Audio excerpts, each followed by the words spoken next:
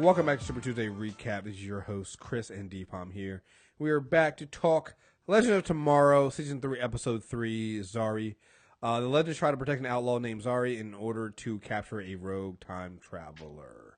So first things first, I want to get into this is we're back to the future. We're back to, this is 2042. I just want to point out that this is 4 years before that episode we did in season 1.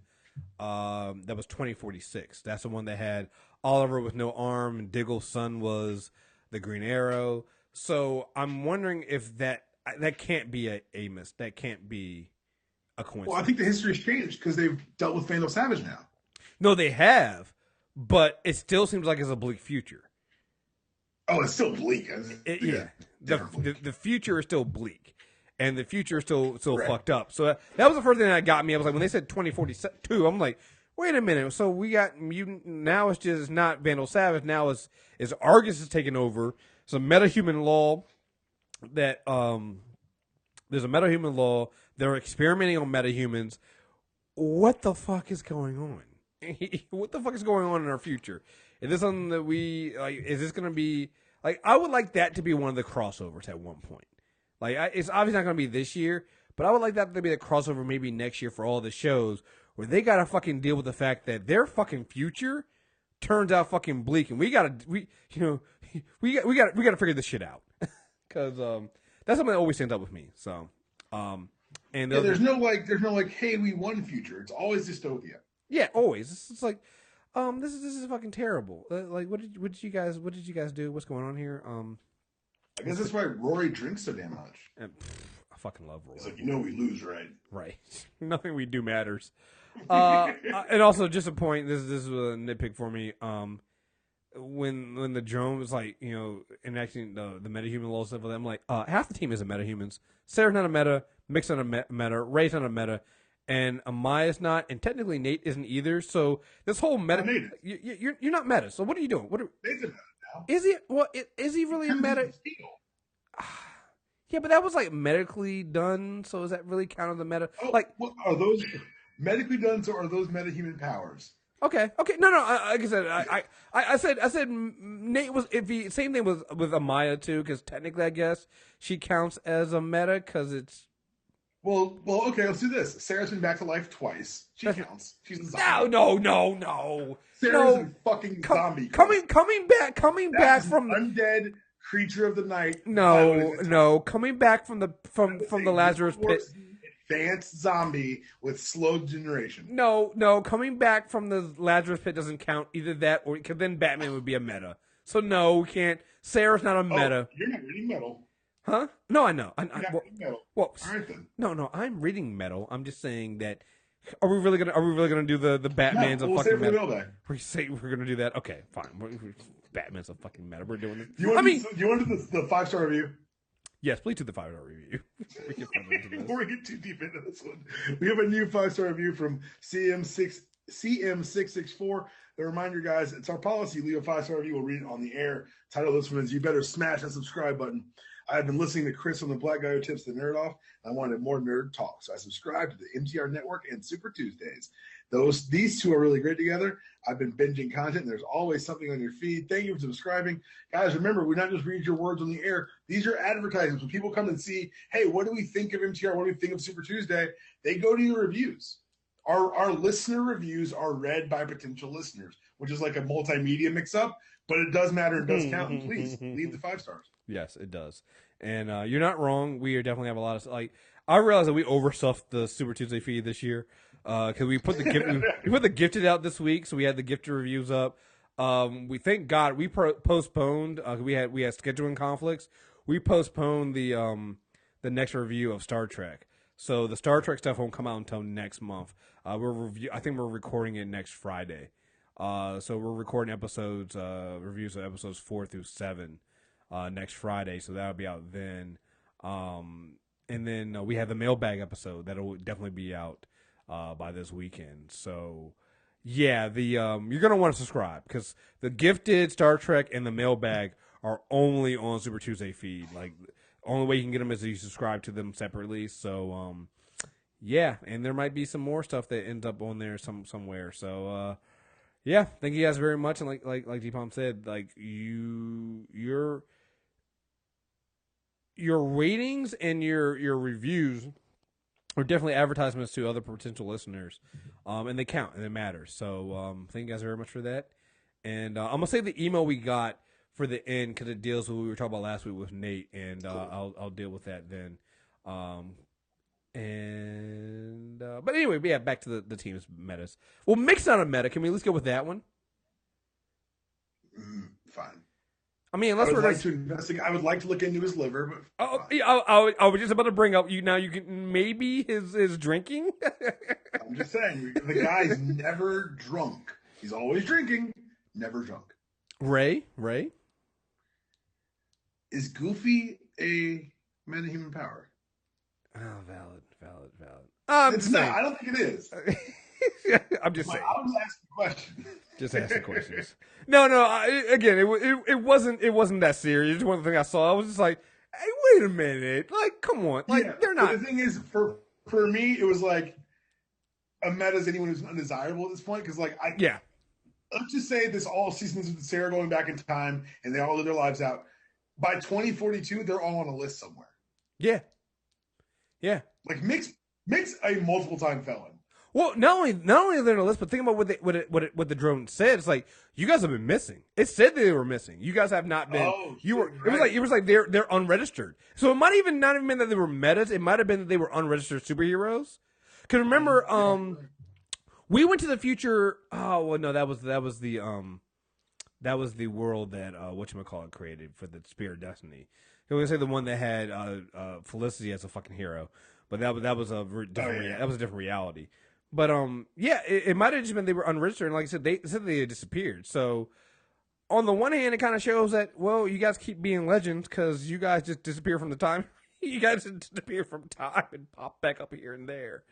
So, but yeah, no, I think it's like how even without reading Metal, it's the whole thing with Batman. Like he still gets treated like a meta too.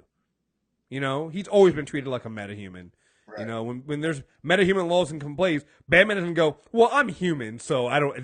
The laws don't apply to me. It's like, no, it counts to you too. Like we're including you, so that's what that was. I just thought it was funny.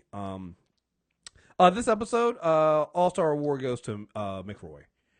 Thank you. Yeah, Mick is he's the greatest. Like that, he's what makes this episode for me. Not saying there's anything really wrong about anything else, but he had everything. Yeah, that's 2 episodes in a row where we've had characters joke about their old roles. Yes. Victor Garber in Titanic, and now Dominic Purcell in Prison Break. Yeah, Prison Break? I'm in. It's like,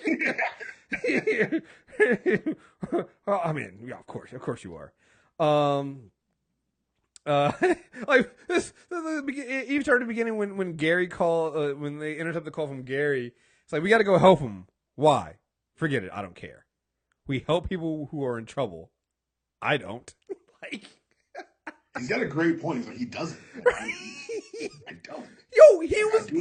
The boss told me to do this shit, but like, I don't even fuck with y'all. He was MIA for most of the last episode. Like he doesn't figure out the shit alone. Right? He doesn't help people. He's got a great point there. He's not a hero. I wanted to shoot like the scene where they're beating up the Argus guys, and he gets frustrated because he wants to shoot somebody, but every time he goes to shoot somebody, they get knocked out. Yo, he gets so upset. He was frustrated as hell. Oh, and then when they're walking to their prison, and he's trying to fry somebody. He's like, "No, you can't do this. No, Mick, you can't. No, not now, not now." And then finally, he was like, all right, go ahead. Just don't take too long. I love the fact that Mick is still Mick. Like that's the thing. Like that's the thing that I love about this character is he's had his arcs, and he definitely does. As much as he said he doesn't care, he definitely does care about some things, and he cares about that team. 'Cause, I mean, think about it. First episode here, he called Sarah. He still calls Sarah boss. It's like, yeah, I'm staring at Julius Caesar. Like, what do you want me to do? Like, what should I do? He could have just gone about his business, but he still kind of somehow cares, but he also hasn't lost who he is. He's still Mick. He's still this guy who's a criminal. He still does, like, he shows that he doesn't care. He just drinks all the time. Like, he's still the core of who Mick is, and I fucking love it, Fucking love it. At the end when he's talking to Zari, he's like, would you rather run for Argus your whole life or do something stupid like time travel? Like, it's perfect. Come on, man. Like, I don't know if all of us get everything that happens. Mick gets this show. He gets the room. Like, no, it's stupid. We're time traveling. Yeah, it's just like, we're all get drunk. Come get drunk in another era. Let's go. We're all idiots. We're all stupid. Yeah. Just in every episode they prove him right. Yes. I even love the fact that when Zari gives him the slip the first time, Sara turns to Mick and is like, all right, she's a criminal, you're a criminal, where would you go? And he's like, I'd go to a bar, and it's the same bar she's gonna, like, it's just everything's done perfectly. It's just done really well. So I really, really enjoyed Mick in here, and we didn't get enough Mick last week, and we got more than enough Mick. Like, this is the if you're not gonna have Captain Cole on the show, give me Mick every time. Yeah, more Mick. Everything on the show gets fixed with more Mick. Between him and Jax being the only guys I fuck with on the team anyway, just more Mick. It just makes everything so much better. So we kind of got yelled at last week because we didn't we didn't listen, or we didn't remember I know we haven't watched the CW show the seeds for Vixen, because we would have known about the connection between what's her name? Kwasa. We didn't know who she was, and we were thoroughly yelled at because we didn't do that, and we apologize for that. But I love the fact that she's on the show and she whoops Sarah's ass, which lets you know how serious she is. And I think that's a really good point, because they've established Sarah as a badass, and if you beat up Sarah, I get nervous. I'm like, oh, what are we gonna do now? Yeah, no. Like, Sarah whooped, basically, I mean, granted, it came to a standstill at one point, but she's whooped Ava's ass a couple of times. So it's just like, whatever, Not a threat. Quasso whoops up on Sarah, and Sarah's losing the fight. I'm like, okay, now we have a fucking problem, and we need to go. We can't now. Right. Whooped her ass with no, and not like she was using powers when she did it. She whooped her ass straight up in a fair fight, and made it look easy. They shot the fair one. Yeah, shot a fair one, and Sarah lost. We got a problem. I'm not down for that. No, we are not. That is not something that I'm. You guys can't win this one. Yeah. So, but no, I like that. I like the fact that a couple things I like about this. One, you establish once again you have somebody who's going to challenge Sarah, because Sarah's kind of been. We were talking about calling her a meta. She's been kind of overpowered. She whoops everybody's ass. So you tell that to her face. Oh, I'm not going to say that to her face. I'm just saying, just she's a little overpowered. So one, now you have established a one of the villains, because we know there's not going to. There's another thing about this show. This show does a really good job with having ensemble villains. I think they've learned that. So we're going, and we know we're getting some of these other villains in here. So this show does best when it teams up as villains to go up against this ensemble cast. I think that's one thing that hurt them in season 1. You had Vandals. You had the entire team versus Vandal Savage, and it's like, no, not good enough. Last season you had the Legion of Doom versus the Legends. Okay, now you got my attention. But so here you have you clearly established somebody who can go up against Sarah, and they kind of did that even last season when they had Sara and Damien Dark. So I think the show does really well when you pair up a strong villain against Sarah Lance. So you have that. You also are now tying in Amaya's journey to not just her legacy and her eventual legacy is her granddaughters, but you're also then tying into Zari as well. And we kind of mentioned this with the Flash. The shows always seem to make sure they kind of go back to their origin a little bit. I feel like this season almost getting around to the point of doing the first season that we should have gotten. Like, kind of the same thing where you have Amaya is trying to find out and control her powers, her legacy, her where her powers come from, where her totem comes from, and things like that, and control that power. It's not too unlike what was going on with the Hawks, but I feel like I feel way more confident in how they're handling this and how it will be handled. It's like this one feels. I feel better with it being a piece of the story than it being the story. Exactly. Like I like it, and I like the way it's unfolding so far. Because I mean, in this episode, you basically tie in whoever Queso's working for, and we don't know who she's working for. She's clearly brought in, and she's working for somebody. So, and she has this. So there's somebody else. There's a higher up that's there. What did we say it was? They've mentioned his name before. Fuck, I forgot. I can't remember now. But you have a higher up, but then you also have this story of the totems with Amaya and her losing control of her powers, and Zari, who is taking on the totem from her dead brother, and her controlling that. So I'm going to be really interested in seeing how this unfolds, and to me, it's way more interesting. And I think, I'm just way more into, and I like the fact that it's basically a story focused on 3 women of color. So right there, and I'm assuming that you don't have something like the Hawk Dolezal where she claimed she wasn't black. So, but excuse me, but I like that. I think I really enjoy so far that aspect of it, and I also like the fact that Amaya was clearly fed up with getting mansplained by white dudes this episode. Like you could just see it in her face, like when Stein and fucking Nate were just doing everything without actually talking to her, like talking around her and talking about her with her right there. The annoyance on her face, it was perfect. Like I'm like, that's what I need. I need somebody to be like annoyed at these 2 white dudes because they're annoying the fuck out of me, and I need to see that more on people's faces, you know. Cause yeah, they need that. Which also, I think that we know Richard Garber is leaving the show, and I don't know if it's permanently or if he's coming back. I know he's doing a stint on, I think, Broadway. He's doing Hello Dolly. Yeah. I think we're getting a hint of why he leaves. Like, did you get that hint too, that feeling when like Sarah's playing chicken with the ships?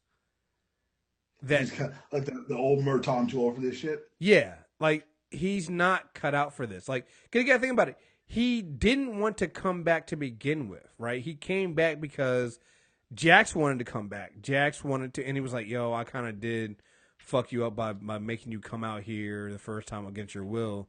Now this is where you want to be at, and even though I don't want to be there, I'll go too." So I kind of feel like we're gonna get that feeling eventually where he's gonna want he doesn't have anymore. Like I think, cause you see it from him. It's like he thinks the Time Bureau is right. He's like, "Yo, let them handle this. Why are we doing this? We don't need to do this. They can clearly handle this. We don't need to. Why are we fighting them?" And I think he even said it. I think in the first episode, he might have said the same thing. I know he definitely said this time. It's like, "Yo, let them handle it. We don't need to do this." And so I think we're gonna get a thing here where, you know, Stein eventually says, "Enough is enough. I don't believe in our mission anymore. Jax can stay, but I'm gonna go." Right. So, we'll see. Now, so that's one aspect. He can leave that way. Let's say they kill him off. I don't think they do, but let's say they do. How does that affect Jax, do you think? Well, they know the Matrix is only stable with 2 people. So right. to find another person for the Matrix. Right. Who do you think they find? I have no idea. They could just bring a new character. I have no idea. I mean, they made me write Ronnie that way. So I was thinking, I have no clue. I was thinking, hey, you can bring out Ronnie, but here's, you know what I was thinking? You think they could use Stein's daughter? That'd be interesting. Yeah, I mean, and that's the one reason why I bring it up, because it's like that would be interesting. Like, have Jax with a little white girl, with a white girl's voice in his head. That'd be that would be interesting during a fight. No, the reason why I said it is because she's just as smart as Stein. You know, so you'll still have that aspect there. I think the show it probably does women better than any other CW show. So you'll be bringing in an actress and an actor that and a character that's another woman that I think falls into their strengths, because I think they do a really good job of having strong female characters. Yeah, I think that if you get rid of Stein, I'm not even worried too much about Firestorm. I'm worried about, he does bring a certain technical aspect, and that, yeah, Ray has a little bit, but Ray's kind of flaky, and Nate is just. Yeah, I disagree a little bit here, because I think that with the advent of Gideon's medical functions, Garber or Victor Stein really has little place in the ship, practically. Like you said, Ray is better at technology, and no one knows the ship like Jax.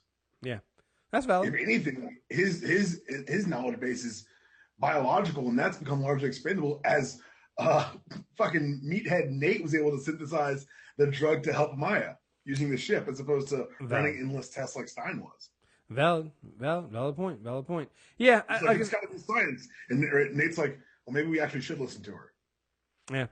I mean, it'll be interesting seeing how they handle that. I mean, the only thing I can say is maybe they find a way to stabilize the Matrix so that Jax can be Firestorm with nothing else. That's never been. I mean, part of the thing about Firestorm is that there's always two people. Yeah, I know. So that'd be a beat. And also, wouldn't that I think part of it is they have to keep them separate, because otherwise the effects costs would go out the roof. Right, you're absolutely right. You have to have those reasons why they can't be Firestorm every episode. Yeah. Why is this taking more than 5 minutes? Yeah, just have Firestorm, turn the air into knockout gas. Yeah, right. We keep forgetting that he can transmute things now. Yeah, you did that. You did that last season, guys. You guys can't take that back now. Yeah, you have a god on your ship. Like, why is this all taking so long? Yeah, didn't he he turn like a bomb into fucking like Skittles or some shit like that? Like, yeah, he turned a bomb into Skittles at the end of season 1. Yeah, it's like, come on, like, we gotta absorb the nuclear. That's taxing, and maybe it drains his powers. But once every 4 episodes, I just see a bunch of candy for no good reason. Yeah, he fucking absorbed a nuclear blast at one point. So it's like, you gotta, No, you're right. So I don't know. Like you said, maybe they bring back Ronnie, or maybe they bring back somebody. Like, I don't know how they do it.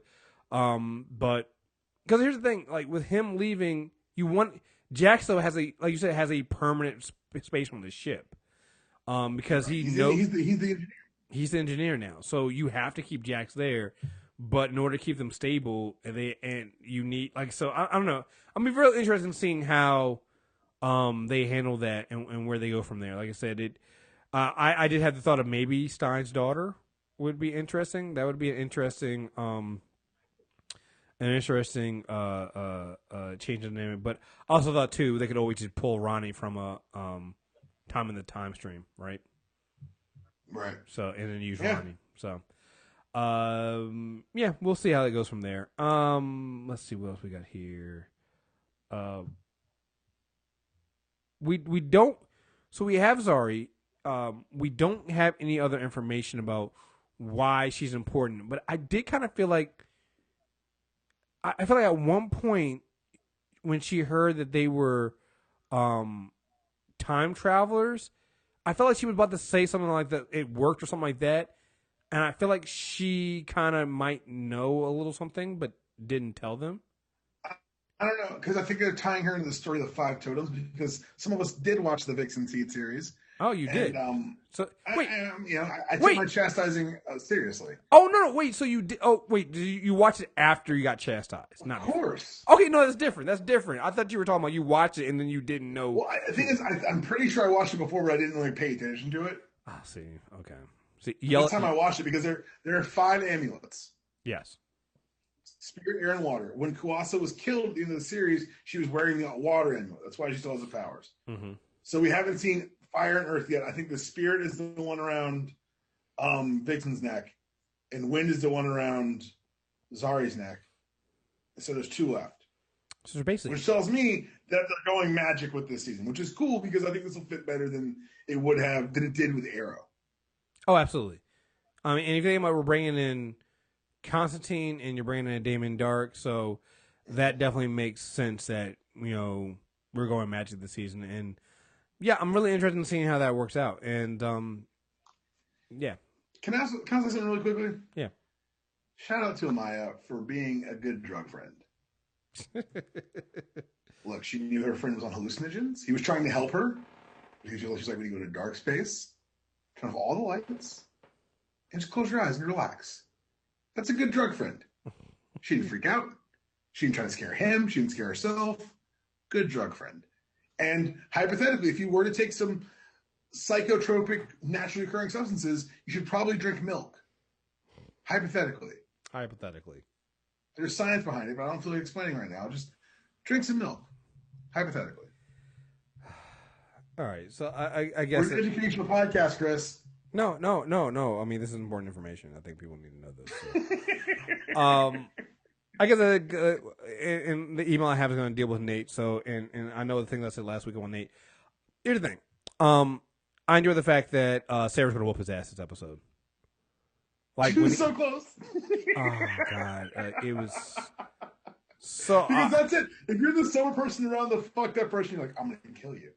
And again, Jax is being the guy going like, okay, you're gonna die, so we need you to. We're gonna put you in another room. Yeah, because you are not going to like. She was, and because here's the thing, I needed that. I needed to see somebody getting frustrated with Nate's bullshit, because Nate, that was fucking stupid. It's another stupid thing, and that again, he didn't even listen. I mean, it worked out because again, it worked from Amaya, but it was just like, dude, that was not how you do these things. That was very, very fucking stupid. But yeah, no, I was hoping that Sara would hit him. She came close. She almost did, and it would have been so fucking valid. Cause yeah, but so here's the email I got. Here are the deals with this. Kriss and Dpalm is from Dion. I just want to drop you a line and thank you guys for a discussion on the issue with Legends of Tomorrow's first 2 episodes of the season, and specifically the character of Nate. I think you were both right. Dpalm was right in that the Legends are fuck-ups, but it is usually the result of hubris. How many times has someone left the ship when they weren't supposed to, get goaded into doing exactly what the bad guy wanted to? Hell, one time I seem to remember they blew up a hole in the side of the ship while training. They are fuck-ups, but well-meaning ones. These first couple episodes, Nate's individual fuck-ups have seemed to be the result of almost malicious carelessness. Of course, the tried and true TV trope is the man regresses into maturity when a relationship ends, and Kriss, being the enemy of joy and love for superhero characters, he might not be able to grasp how this would affect his performance. But I also want to put forth the idea that the writers have slowly forgotten after giving him power that Nate, while a spaz, is supposed to be a very smart man. This idea, combined with the trope, I think is the cause of his malicious carelessness. Maybe this is the writers trying to tweak the formula and create a new way for Legends to fuck up.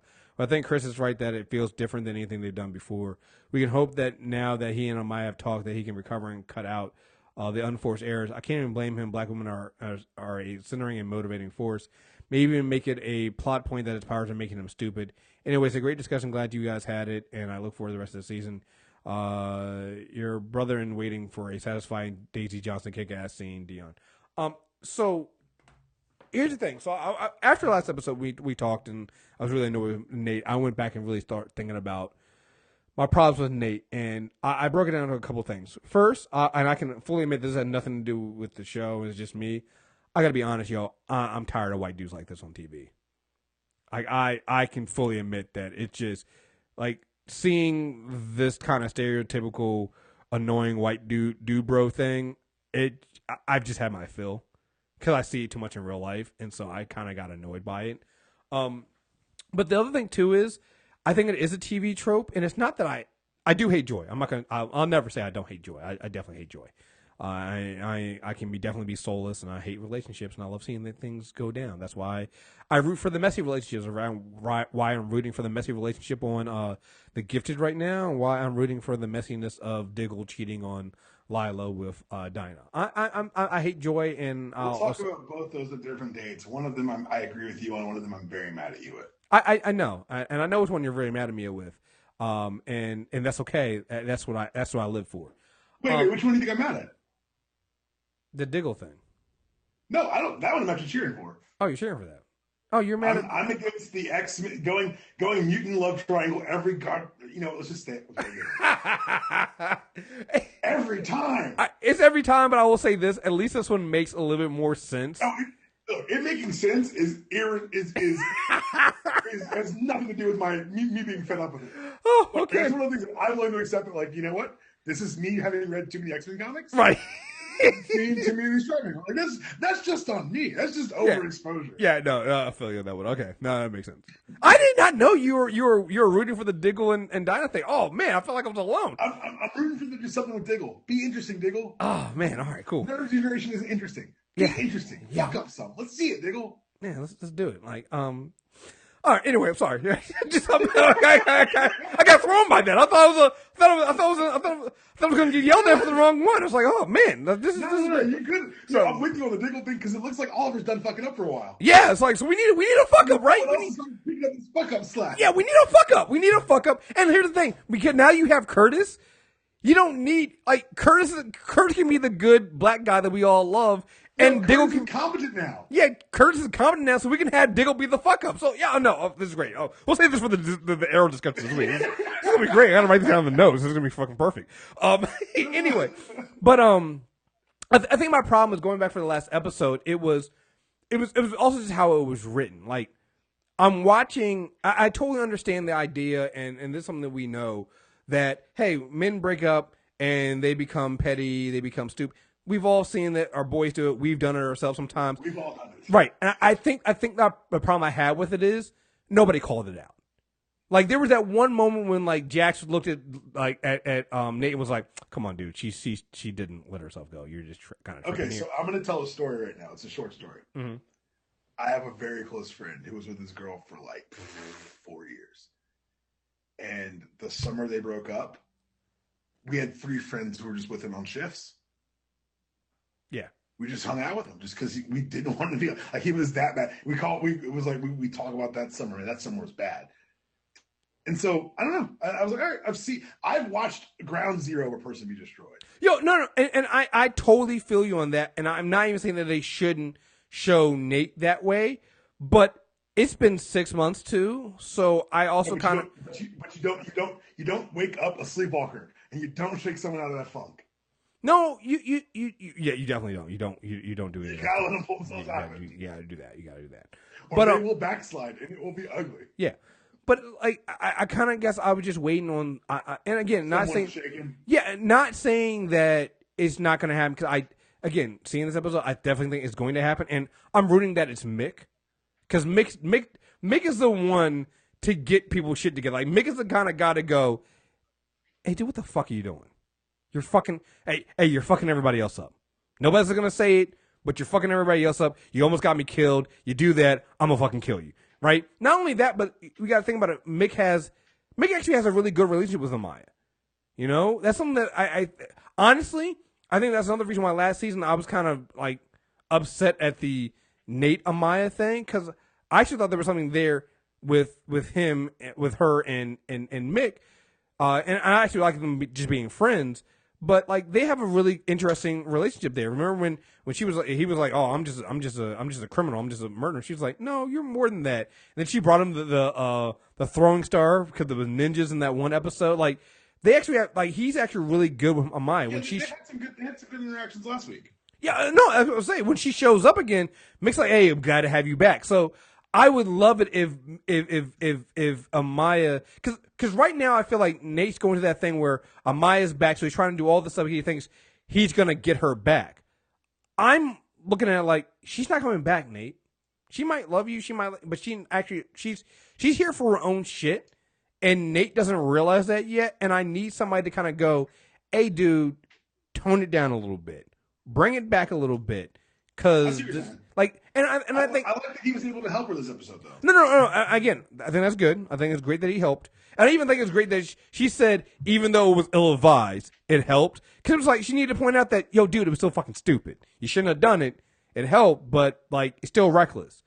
I just think that last episode, when they wrote it, there was nobody kind of calling Nate out for bullshit. Like, perfect example of this is when, Amaya, when they find out that Ray and Jackson gotten taken, Amaya was kind of like, yo, you got fucking drunk and left your fucking teammates there to get, and he goes, well, now you know how I feel. She just slapped the shit out of him right then. Cause it's like, dude, it's not even fucking the same thing. Okay. Like, it's not. It's like, dude, what the fuck what the fuck's wrong with you? Like, you actually left people in time to get fucked up. I left you, it's a personal relationship thing. Get over yourself. Like, I really just bring this out, don't you? Don't I? What? It's not the system. No. I'm explaining like what it is. I mean, you explained it No, I'm just saying. You explained it last week, right? So I'm not saying that we got an email about it. So I'm answering the email. I'm just saying that again that's my thing. Like I said, we got some hints of it this week that at some point people are going to get fed up with Nate, which it's all I'm asking for. Like at some point, I need the do bro stuff to like somebody to slap the shit out of him, because eventually that's what happens, right? We've as men, you've seen the funk. We've had the friends that go through the funk, but at some point, when you have a really good friend, they eventually stop putting up with your bullshit and they tell you to get your shit together. And the funniest part is, before this, we just talked about how much we're gonna need John to start fucking up on Arrow, but he's fucking up like people have to fuck up for the shows to be interesting and to be fun. No, I get you in that one. I'm just saying Nate's well past his. Like, that's it, and that's cool, but like Nate's well past his something more than that. No, Nate's well past his fuck up allowance. Okay, he's well past his fuck up allowance. I'm just saying, I hate the fucking character. He's again, maybe I just see too much white do-bro stuff in my daily shit that it's seeing him just annoys the fuck out of me. It just. I think you're taking the Legend Tomorrow too serious. Maybe I am. Maybe I think you're taking Legend Tomorrow way too serious. Well, I'm not taking Legend Tomorrow too serious. I'm just I just don't like the character. And for what it's worth, like last episode we joked. I was joking like how much light it was and how fun it was because it was at a circus. This episode they were able to still do the fun. I think this is a better balance for like people who don't want as much of the goofiness I do. This is a better balance because while there was like, Nate being an asshole who was high on drugs by helping his friend, there's also like they're in this dystopia in the future where people are being tortured. Right. And leaving the idea of, well, at some point, because at one point Sara says, hey, we got to fix this. This doesn't like, and that's why it goes back to when I was saying, hey, like I would love to see at some point a crossover episode that deals with them figuring out what the fuck happens in the future, because this is like, every time they go to the future or they show a future version of this, it's never good. So at some point somebody needs to go, yeah, we can't go we need to fix this. So I would like to see what happens there, and go from there, because again they kind of made the issue a little bit bigger because Jackson and them released all the metas from the prison, and that technically wasn't supposed to happen. Right. But you can't have a metahuman prison where they're experimenting on metas. Like, we're not gonna work on that one. That's not gonna work. So, be interested in seeing how that stuff goes. But and the time bureaus that fit, that is some damn irresponsible time traveling. No, it is. But I think it goes back to, and this is where it kind of reminds me of them kind of redoing season 1, but better. It then starts begging the question, if the Time Bureau just becoming the time masters of the first season, where it's like they see all this bad stuff happening but don't really do anything about it. Yeah, I think that was kind of the setup from the beginning. I thought from episode 1 of this season with Rip showing up in the suit and shit and kind of fascism light, and they even touch on this episode. They say all fascist regimes eventually turn into this, all authoritarian regimes turn into this, and someone takes a logical conclusion, which means Rip and his friends, I think, share something to the effect of is going to be a problem one day. Yeah, they're gonna They're gonna it's gonna come to a head, and we're gonna see how they deal with that because again, like it's a metahuman prison, like, and again, how do you know that it wasn't something else that they had done that led to this? Because again, that this future keeps seeming to change. You know, at one point, and that's the thing too with this. They still weren't supposed to do it. Like they were wrong. They were, but then you also got to go to the fact that morality-wise, they were right, but they were wrong as far as like keeping time accurate, like not breaking time. They were wrong. Oh no! I'm not saying that. I'm just saying I just want to also point out that technically this is also what Rip did in his first season as well when he was trying to save his family. But that's kind of the beauty of the entire conceit of time travel is that you can't observe an object without altering it. Exactly. So it's just like, yeah, Rip, like, and that's where I think that's where we're gonna get Rip siding with the legend on this one. It's like, yeah, I basically put a team together to try to save my family to begin with. I mean, he said it when that comes out, it undermines his entire. That's how Sharp takes over the Time Bureau. Yeah, because it's like at the Christmas break, that's what happens. Yeah, because it's just like you can't like because the whole thing was to stop Vandal Savage because the future he puts together, you know, just destroys everything. It's like, well, that's basically how's that any different from what the legend supposed to happen? Right. Like, so what's the difference from what the legend are doing? Well, he's going through time. It's like, well, you guys are too. Like, it's also went through time. Right. Like, you can't. What came first, the chicken or the egg? It's like I okay. Know. That for the record, it's the egg. It's the egg. Yeah. Sorry. Yeah. It's one of those things that's always bugged me. Yeah, I always say that. It's like, no, it's two proto chickens mated, had an egg, which hatched a chicken. Oh man. Anyway, I know we talked about some of the effects on Flash. I don't know if you remember the show, but you're a genre kid and you grew up in the '90s. The Secret World of Alex Mack. I heard of it. I can't remember if I watched it. Those are some effects that were akin to the 1994 Nickelodeon show because it was a girl who could turn into a puddle. And so every time Colossus did it, I was like, that looks all right, I guess. Yeah. I mean, it wasn't. No, her definitely her my interest in her is her fighting ability. The water effects thing is okay, but. Take it or leave it. Right. I did like the effects for Zari, though. I love Zari's effects. Yeah. And there's one more note I had. Oh, so how do you feel about Gary? When you say how do I feel about Gary, he's a Gary. He's growing on me, man. I don't know. I can see Gary as a legend. Like every spaceship needs a protocol droid. Is Gary RC-3PO? I don't think. And did Gideon call Sharp a bitch? Yo, I noticed that. No, so I was like, yo, who put the spice in the Gideon? What the fuck? When did this happen? When did Gideon get a little spicy? What the hell is going on here, man? Yo, fucking Gideon got into the liquor cabinet. What the fuck, yo, when she called Sherman a bitch, I was like, wait, was that Gideon? Gideon, talking shit, Gideon. Language. Shit, I liked it. Like we've gotten to the point where Gideon now is taking on the personality of the Legends herself too. So now Gideon's just as fucked up as the Legends are. Oh, which means I now need Sharpship to have their own like Gideon type AI that is way more like technical and monotone, and then there'd be a battle with the Legends Gideon, which is just like I don't give a fuck at all. Gideon's been fucking drinking with fucking Gideon's been out here drinking with Mick. Oh man, that's great. Didn't Gideon create she created an avatar one time, right? Last season. Yeah, it's the actress who plays the voice. Yeah, his name I forgot already.